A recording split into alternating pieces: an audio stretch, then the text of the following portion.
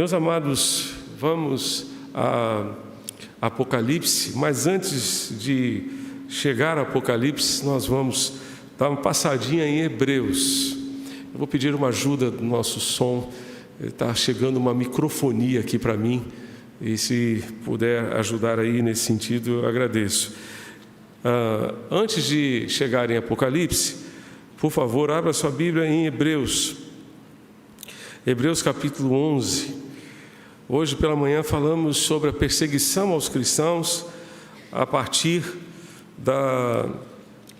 de Atos capítulo 4, quando Pedro e João são presos, levados ao Sinédrio. E agora à noite gostaríamos de falar sobre a realidade da igreja no Apocalipse. Mas antes de chegar lá, permitam-me passar aqui em Hebreus, e os irmãos vão encontrar aqui, especialmente a partir do verso 32, Hebreus 11, verso 32, o autor aos Hebreus dizendo o seguinte, ele fala sobre os heróis da fé. Que mais direi? Certamente me faltará tempo necessário para falar de Gideão, de Baraque, de Sansão, de Jefté, de Davi, de Samuel e dos profetas, os quais, por meio da fé, conquistaram reinos, praticaram a justiça, obtiveram promessas, fecharam bocas de leões, extinguiram a violência do fogo, escaparam de ser mortos à espada, da fraqueza tiraram força, fizeram-se poderosos na guerra, puseram em fuga exércitos estrangeiros, mulheres receberam pela ressurreição os seus mortos. Até aqui nós vemos vitórias que os servos de Deus alcançaram por meio da fé, pela sua confiança em Jesus. A partir de agora nós vamos encontrar aqueles que suportaram as provações, suportaram a perseguição por causa da fé. Por causa da fé. Diz o texto, alguns foram torturados, não aceitando o seu resgate para obterem superior ressurreição. Outros, por sua vez, passaram pela prova de zombarias e açoites, assim até de algemas e prisões. Foram apedrejados, cerrados ao meio, mortos ao fio da espada. Andaram como peregrinos, vestidos de peles de ovelhas, de cabras. Passaram por necessidades, foram afligidos e maltratados. O mundo não era digno deles. Andaram errantes pelos desertos, pelos montes, pelas covas, pelos antros da terra. Até aqui. Esta foi a realidade de tantos que vivenciaram perseguição por causa da sua fé. Esta tem sido a realidade de tantos que ainda hoje vivenciam a perseguição por causa da sua fé. Vivenciam a perseguição por causa da sua fé. Vamos então a Apocalipse. Você pode abrir a sua Bíblia em Apocalipse capítulo 7. Essa igreja perseguida, meus irmãos, é também a igreja triunfante.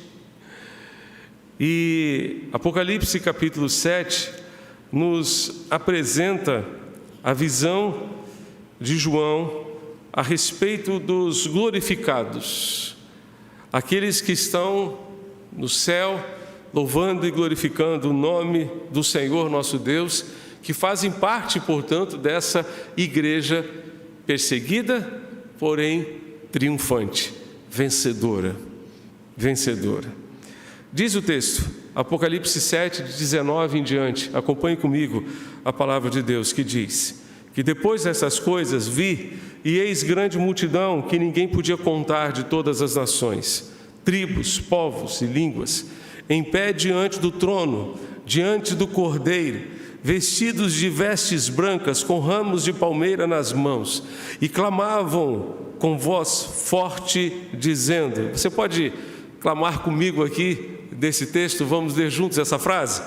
Ao nosso Deus, que está sentado no trono, e ao Cordeiro pertence a salvação. Mais uma vez, ao nosso Deus, que está sentado no trono, e ao Cordeiro pertence à salvação. E o texto continua dizendo que todos os anjos estavam em pé, rodeando o trono, os anciãos e os 4 seres viventes, e diante do trono se prostraram sobre o seu rosto e adoraram a Deus, dizendo, vamos ler juntos?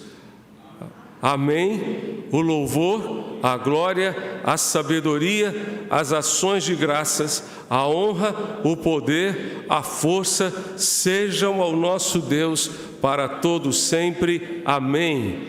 Então um dos anciãos tomou a palavra e me perguntou, quem são esses?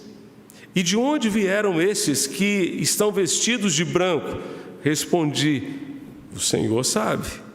Então ele me disse, estes são os que vêm da grande tribulação. Estes são os que vêm da grande tribulação, que lavaram as suas vestes e as alvejaram no sangue do Cordeiro. Por isso, estão diante do trono de Deus e o adoram de dia e de noite no seu santuário. E aquele que está sentado no trono estenderá sobre eles o seu tabernáculo. Jamais terão fome, nunca mais terão sede. Não cairá sobre eles o sol, nem qualquer outro calor forte, pois o Cordeiro que está no meio do trono os apacentará e os guiará para as fontes da água da vida, e Deus lhes enxugará dos olhos toda a lágrima. Amém? Que texto maravilhoso, irmãos. Quando a gente fica pensando, vislumbrando esse dia, quando estaremos diante do Cordeiro para adorá-lo pelos séculos dos séculos, estaremos juntos com os anjos cantando, glorificando o nome do Senhor. Que cena extraordinária, que cena maravilhosa. Esta igreja perseguida e triunfante nos ensina que a tribulação é uma realidade. A igreja triunfante, ela não se torna triunfante sem tribulação, sem perseguição, sem enfrentar lutas e provações. Vejam comigo o verso 14 mais uma vez. O Senhor sabe, disse João. Então ele me disse, estes são os que vêm da grande tribulação. A grande tribulação. Saudoso pastor Delcídio Souza Lima, ele afirmou que o objetivo, o propósito do livro de Apocalipse, todo o livro, foi justamente encorajar os cristãos durante as terríveis perseguições que o imperador movia contra eles, tratando-os como se fossem uma praga para Roma. Tantas e tantas vezes lançados aos leões no Coliseu de Roma. Posso fazer um parênteses aqui aos irmãos? Que eu compartilhei com alguns irmãos esta semana. Isso me faz lembrar de uma aula de culto e louvor no curso de música no seminário, em 1985, com a professora Leila Guzmão. Ela disse que naquela época, no primeiro século, o instrumento mais profano para a adoração naquele momento era o órgão, que hoje é o instrumento mais litúrgico. Por quê? Porque Nero lançava os cristãos no Coliseu Romano ao som de órgão. E os cristãos então faziam a associação, quando ouviam o som do órgão, lembravam dos seus irmãos devorados pelos leões, lançados aos leões naquele Coliseu terrível. Uma multidão gritando, ovacionando o imperador, e os nossos irmãos morrendo pela boca dos leões, ao som de órgão. Mas graças a Deus que esse tempo passou, não temos mais essa realidade, e hoje o órgão é um instrumento tão precioso para o nosso culto, para o nosso louvor a Deus. Assim como o piano também, que antes era utilizado em cabarés, assim como a guitarra, que era simplesmente um símbolo de rock, mas todos os instrumentos hoje podem ser utilizados para louvor ao Senhor. Apocalipse capítulo 1, verso 9, você pode ir comigo, vamos andar um pouquinho em Apocalipse. Veja quem escreveu, quem redigiu essa carta. O Apocalipse todo é uma carta às 7 igrejas da Ásia Menor. E João vai dizer o seguinte: eu, João, Apocalipse 1, verso 9, eu, João, irmão e companheiro de vocês na tribulação, no reino, na perseverança em Jesus, estava na ilha de Patmos por causa da palavra de Deus e do testemunho de Jesus. João foi exilado na ilha de Patmos por causa da palavra de Deus e por causa do testemunho de Jesus. Enquanto estava exilado, teve a visão do Apocalipse, teve a revelação do Apocalipse. E dentre essas revelações, nós encontramos o que Jesus disse a respeito da igreja de Esmirna. Você pode ir comigo ao capítulo 2, versos 8 a 11.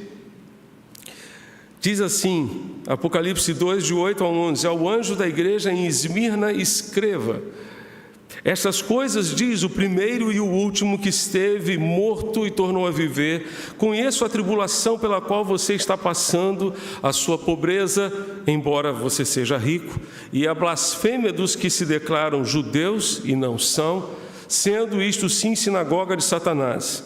Não tenha medo das coisas que você vai sofrer. Eis que o diabo está para lançar alguns de vocês na prisão, para que vocês sejam postos à prova e passem por uma tribulação de 10 dias. Seja fiel até a morte, e eu lhe darei a coroa da vida. Quem tem ouvidos, ouça o que o Espírito diz às igrejas. O vencedor de modo nenhum sofrerá o dano da segunda morte. Poderá sofrer o dano da primeira morte, que é a morte física, mas não sofrerá o dano da segunda morte, que é a morte da nossa alma, a morte eterna, a morte que representa afastamento eterno de Deus. Certo autor afirmou que no primeiro século, o primeiro imperador a iniciar uma ostensiva perseguição ao cristianismo foi Nero. Foi Nero que viveu especialmente nos anos 54 a 68 depois de Cristo. Após o incêndio da cidade de Roma no ano 64, a mando do próprio imperador, quando 10 dos seus 14 bairros foram destruídos, os cristãos passaram a ser acusados de tal episódio. Então Nero mandou colocar fogo, portanto, em Roma, e acusou os cristãos de terem feito isso. E a partir daí, os cristãos passaram a sofrer uma atroz perseguição. Tácito, historiador da antiguidade, descreve as atitudes tomadas. Além de matar os cristãos e fê-los servir de diversão ao público, vestiu-os de peles de animais para que os cachorros os matassem a dentadas. Outros foram crucificados, e a outros acendeu-lhes fogo ao cair da noite para que iluminassem a cidade. Viraram luminárias vivas. O imperador Domiciano, conhecido como um segundo Nero, também comandou a perseguição aos cristãos. Interessante que o nome dessa cidade, Esmirna, vem da palavra mirra, que é uma palavra que vem da perfumaria, um perfume extraído de uma planta por esmagamento. A igreja foi esmagada pela perseguição. Os crentes dali foram literalmente esmagados, deixando, portanto, ou tornando-se então um perfume suave, de cheiro agradável a Deus. Naquela ocasião, a adoração ao imperador era obrigatória, e quem não adorasse ao imperador certamente iria sofrer danos terríveis. A história do cristianismo é uma história de perseguição. No ano 325, no concílio de Nicéia, dificilmente houve alguém participando desse concílio que não tivesse uma marca de sofrimento físico no corpo. Dificilmente alguma família cristã não tinha algum mártir entre os seus membros. Hernandes Dias Lopes afirma que a igreja estava sendo espremida como um rolo compressor, a pressão dos acontecimentos pesava sobre a igreja e as forças das circunstâncias procuravam forçar a igreja a abandonar a sua fé. Os crentes em Esmirna estavam sendo atacados e mortos. De uma única vez, lançaram do alto do Monte Pagos 1.200 crentes. 1.200 crentes foram lançados do alto desse monte. Em outro momento, lançaram 800 crentes. Os crentes estavam morrendo simplesmente por causa da sua fé. Por causa da sua fé. Jesus vai dizer à igreja: conheço a sua tribulação, conheço a sua pobreza. Por que aqueles cristãos eram pobres? Simplesmente por uma questão de economia, desemprego? Eles eram pobres devido à perseguição que sofriam. Seus bens eram confiscados ou destruídos. Sofriam encarceramento. Famílias riquíssimas, a partir do momento que se convertiam ao cristianismo, perdiam tudo. O Estado podia interferir a ponto de a pessoa não poder comprar nem vender. Aqueles cristãos eram ricos na posição que ocupavam em Cristo Jesus, eram valorosos aos olhos do Pai, pois sofriam por causa do Filho de Deus. Assim, a principal mensagem é que o que é material até pode ser roubado, pode ser confiscado, mas ninguém jamais roubará aquilo que Cristo dá. Como disse Paulo, nós temos um tesouro dentro de nós, ainda que seja um tesouro guardado em vasos de barro, referindo-se à fragilidade do nosso corpo humano. Mas temos um tesouro dentro de nós, esse tesouro se chama Jesus Cristo. Amém, meus irmãos? Jesus é o maior tesouro. Como nós cantamos hoje, é a nossa herança, é a porção maior da nossa herança na presença de Deus. E por isso, ainda que sejamos privados, ainda que nossos irmãos sejam privados de tantas coisas que o mundo material pode proporcionar, eles são ricos em relação a Deus. Deus não se importa nem nos avalia, graças a Deus. Ele não se importa nem nos avalia de acordo com o que temos, mas de acordo com aquilo que somos, e por isso somos muito preciosos aos olhos de Deus. A igreja primitiva não tinha posses, nem templos para celebrar os seus cultos, assim como a igreja perseguida hoje. Eles não podem utilizar nem sequer instrumentos para cultuar a Deus. Eles se reúnem um domingo num lugar, na outra semana se reúnem um sábado, num outro lugar, na outra semana, numa quinta-feira, num outro lugar, e assim vão peregrinando de lugar em lugar, de lugar em lugar, de dia em dia, de horário em horário, para não serem percebidos. A condição social da igreja de Esmirna, dos crentes daquela igreja, era de pobreza, eram pobres materialmente, porém ricos espiritualmente. Ricos porque com Cristo dependiam exclusivamente de Deus. E nós também precisamos ser ricos em comunhão com Cristo, ricos em amor a Cristo, ricos em bênçãos espirituais. Mas se você está comigo no capítulo 2 de Apocalipse, verso 9, onde destacamos, portanto, essa tribulação que a igreja enfrenta antes de chegar à glória, Jesus vai dizer à igreja: conheço a tribulação pela qual você está passando, a sua pobreza, embora você seja rico na sua relação com Deus, e a blasfêmia dos que se declaram judeus e não são, sendo isto sim sinagoga de Satanás. A palavra blasfêmia aqui não é uma blasfêmia contra Deus, mas sim calúnias contra os cristãos. Esses que se declaravam judeus, mas não eram judeus, eram sinagoga de Satanás, inventavam mentiras a respeito dos cristãos. Isso era feito então por essas pessoas que estavam vivendo a serviço dos interesses do inferno e não a serviço do reino de Deus. Então aqueles cristãos eram caluniados, eram difamados, simplesmente porque queriam viver intensamente seu relacionamento com Deus. Mas há uma palavra de encorajamento de Jesus no verso 10, você está comigo? Não tenha medo. Não tenha medo das coisas que você vai sofrer. Eis que o diabo está para lançar alguns de vocês na prisão, para que vocês sejam postos à prova e passem por uma tribulação de 10 dias. Seja fiel até a morte. Vamos dizer juntos essa parte final do verso 10? Seja fiel até a morte, e eu lhe darei. Jesus disse, não tenha medo. Quantas e quantas vezes nós encontramos essa expressão nas Escrituras? Tanto no Antigo Testamento, como no Novo Testamento. Até o anjo Gabriel disse a Maria, não tenha medo.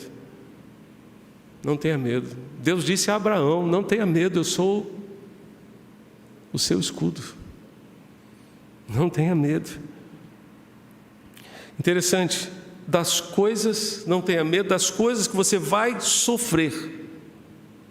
Eis que o diabo está para lançar alguns de vocês na prisão, para que vocês sejam postos à prova, passem por uma tribulação de 10 dias, ou seja, se as coisas estão ruins, difíceis, preparem-se, porque elas vão piorar.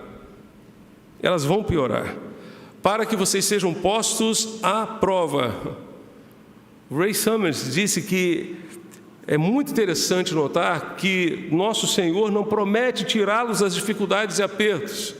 Anuncia-lhes que está próximo outro dilúvio de sofrimentos e tentações, que visará manter cada um firme na sua fé. Serão tentados por forte pressão externa durante 10 dias. Cristo não se oferece para tirá-los daquelas dificuldades, porque vender dificuldades é o meio apropriado para construir e consolidar um caráter firme, forte na presença de Deus. Isso me faz lembrar um destaque muito interessante que o Wayne Cordeiro faz naquele livro que ele escreveu, chamado Peneirando. E ele se refere a Pedro, quando Jesus está prestes a ser preso. Jesus conversa com Pedro. E ele diz, Pedro,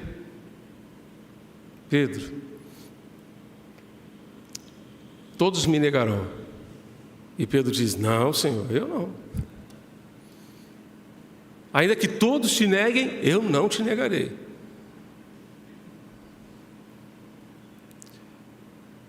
E Jesus disse, bem, Satanás pediu para peneirar você. Mas eu roguei o quê? Roguei que a tua fé não desfaleça.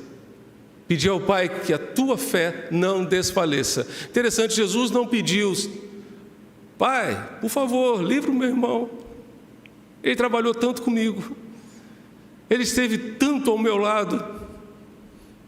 Teve coragem para se colocar para fora de um barco em meio ao mar, agitado e revoltado.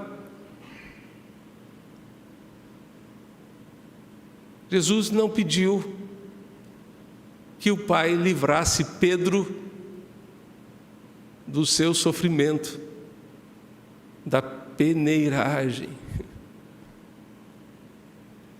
Jesus pediu para que a fé dele não desfalecesse.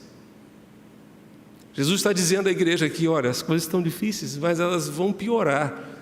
O diabo vai lançar alguns de vocês aí por 10 dias na prisão, vai colocar vocês à prova, vocês serão testados. Ninguém gosta de prova, irmãos. Não é verdade? Ninguém gosta de provas. Mas elas são necessárias para forjar o nosso caráter em Deus. Elas são necessárias para afirmar a nossa fé em Deus. Por isso Pedro, que foi peneirado, pôde dizer que o mesmo Deus, depois de haver sofrido por um pouco, vos há de aperfeiçoar, confirmar e fortalecer. 1 de Pedro 5, verso 10. O sofrimento tem esse poder de confirmar na fé, aperfeiçoar a nossa fé e fortalecer a nossa fé, o nosso relacionamento com Deus. Então, a igreja triunfante, essa igreja que vai adorar a Deus lá na glória, é uma igreja, meus irmãos, que passa por tribulações, que passa por angústias, mas é a igreja que é encorajada pelo Cristo. Seja fiel até a morte, seja fiel, ainda que seja necessário morrer por causa da sua fé, ainda que isso lhe custe a sua vida, não abra mão da sua fé, seja fiel até o fim. Esse é o encorajamento do Senhor para mim e para você, para que um dia cheguemos à eternidade e vivamos para sempre para adorá-lo na sua presença. Mas essa igreja triunfante, perseguida e triunfante, ela é também purificada pelo sangue de Jesus. Volte comigo ao texto, capítulo 7, verso 14. Então ele me disse: estes são os que vêm da grande tribulação, que lavaram as suas vestes e as alvejaram no sangue do Cordeiro. Lavaram as suas vestes e as alvejaram no sangue do Cordeiro. Meus amados, o céu é um lugar de pecadores, não é verdade? Pecadores arrependidos. Pecadores arrependidos. Quem não se arrepende não tem lugar no céu, não. Pecadores que se arrependeram, pecadores que lavaram as suas vestes, que lavaram no sangue do Cordeiro, que lavaram as suas vestes, lavaram o coração, lavaram a sua alma, lavaram o seu caráter no sangue do Cordeiro, que se arrependeram dos seus pecados. Arrependimento é a primeira palavra do Evangelho. Ainda que sejamos uma igreja acolhedora como devemos ser, ainda que sejamos uma igreja inclusiva, desculpe a expressão, a redundância, ainda que sejamos uma igreja inclusiva, não nos esqueçamos que o céu é exclusivo de quem se arrependeu, do pecador que se arrependeu, do pecador que lavou as suas vestes no sangue do Cordeiro, que se arrependeu dos seus pecados. Vá comigo a Apocalipse capítulo 1. Apocalipse capítulo 1, versos 4 a 6. Apocalipse 1, de 4 a 6. João, às 7 igrejas que estão na província da Ásia. Que a graça e a paz estejam com vocês, da parte daquele que é, que era e que há de vir, da parte dos 7 Espíritos que estão diante do trono e da parte de Jesus Cristo, a fiel testemunha, o primogênito dos mortos, o soberano dos reis da terra. Aquele que nos ama e pelo seu sangue nos libertou dos nossos pecados e nos constituiu reino, sacerdotes para o seu Deus e Pai. A Ele a glória e o domínio para todos sempre. Amém. Aquele que nos ama e pelo seu sangue nos libertou dos nossos pecados. São estes que terão lugar na igreja triunfante. São estes que estarão na eternidade louvando a Deus para todos sempre. No Salmo 24, o salmista faz uma pergunta: quem subirá ao monte do Senhor? Quem há de permanecer no seu santo lugar? Ele responde: o que é limpo de mãos e puro de coração. O que é limpo de mãos e puro de coração, que não entrega sua alma à falsidade, nem faz juramentos com a intenção de enganar. Este receberá do Senhor a bênção e a justiça do Deus da sua salvação. Esta é a geração dos que buscam, dos que o buscam, dos que buscam a face do Deus de Jacó. Ouvimos as bem-aventuranças desta noite, mas antes, irmão André leu todas elas, e uma delas, no verso 8, diz: bem-aventurados os limpos de coração, porque eles verão a Deus. Quem é que verá a Deus? Quem é que estará lá na igreja triunfante, glorificando o nome de Deus pelos séculos dos séculos? Quem deixou Deus limpar seu coração do ódio, do rancor, do ressentimento, da mágoa, do pecado, do embaraço, de tudo aquilo que impede a nossa comunhão com o Senhor. Mas, em terceiro lugar, eu gostaria de lembrar aos irmãos, voltando ao capítulo 7 de Apocalipse, que essa igreja não é simplesmente uma igreja atribulada, não é apenas uma igreja purificada, essa igreja é uma igreja consolada. Vejam comigo o que dizem os versos 15 a 17, por favor. Apocalipse 7, 15 a 17 vai dizer o seguinte: por isso estão diante do trono, porque lavaram as suas vestes, as alvejaram no sangue do Cordeiro. Por isso estão diante do trono de Deus e o adoram de dia e de noite no seu santuário. Aquele que está sentado no trono estenderá sobre eles o seu tabernáculo. Jamais terão fome. Quantos cristãos hoje do mundo estão passando fome por causa da sua fé? Jamais terão sede, jamais terão falta de água. Não cairá sobre eles o sol, nem qualquer calor forte, pois o Cordeiro está no meio do trono e os apacentará e os guiará para as fontes da água da vida, e Deus lhes enxugará dos olhos toda a lágrima. Isso está em consonância com o capítulo 21. Você pode abrir a sua Bíblia, Apocalipse capítulo 21, quando João vai dizer, João 21, verso 1: vi o novo céu e nova terra, pois o primeiro céu e a primeira terra passaram, e o mar já não existe. Vi também a cidade santa, a nova Jerusalém, que descia dos céus, da parte de Deus, preparada como uma noiva enfeitada com o seu noivo, para o seu noivo. Então ouvi uma voz forte que vinha do trono e dizia: eis que o tabernáculo de Deus está com os seres humanos, Deus habitará com eles, eles serão povos de Deus, e Deus mesmo estará com eles e será o Deus deles. E o verso 4 diz o quê? Lhes enxugará os olhos toda lágrima. Já não existirá mais morte, já não haverá mais luto, nem pranto, nem dor, porque as primeiras coisas passaram. E aquele que estava sentado no trono disse: eis que faço novas todas as coisas. E acrescentou: escreva, porque estas palavras são fiéis e verdadeiras. Disse ainda: tudo está feito, tudo está consumado. Eu sou o alfa e o ômega, o princípio e o fim. Eu, a quem tem sede, darei de graça da fonte da água da vida. E o vencedor herdará essas coisas. Eu serei o Deus dele e ele será meu filho. Eis que faço novas todas as coisas. Lá no céu, a igreja perseguida será consolada. Não haverá mais morte, não haverá mais pranto, não haverá mais luto, não haverá mais dor, não haverá mais violência. Eis que faço novas todas as coisas. E quem faz novas todas as coisas é este, que é o alfa e o ômega, o princípio e o fim. Este é aquele que dá de graça da fonte da água da vida, sacia a nossa sede, especialmente a nossa sede de Deus.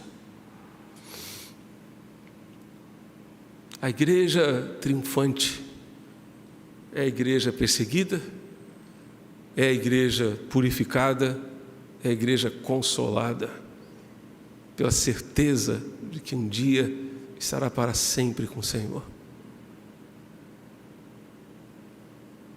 Estará para sempre com Jesus, e com Ele habitará. Ele estenderá o seu tabernáculo, Ele enxugará dos seus olhos toda lágrima. Não haverá mais pobreza, não haverá mais calúnia, nem difamação, não haverá mais perseguição por causa da justiça, porque todas as primeiras coisas que correspondem ao sofrimento que enfrentamos neste mundo terão passadas, estarão passadas pela obra de Jesus nas nossas vidas. Nós celebramos e cantamos, meus irmãos, a fidelidade de Deus.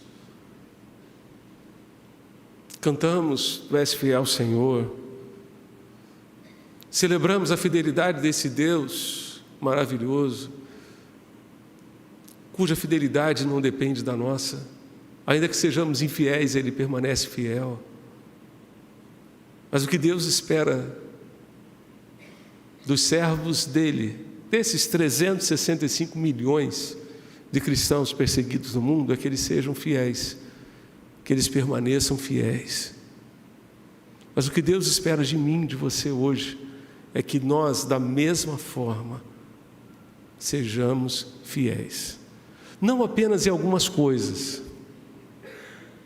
não apenas naquilo que nos interessa, que nós gostamos, mas em toda a palavra de Deus, em todo o conselho de Deus, em tudo aquilo que Deus espera de mim e de você, que Ele encontre em cada um de nós fidelidade até as últimas consequências, certos de que um dia estaremos na glória, certos de que um dia, ainda que sejamos esmagados pela tribulação, seremos consolados e purificados pelo sangue do Cordeiro, e com Ele estaremos para todo sempre.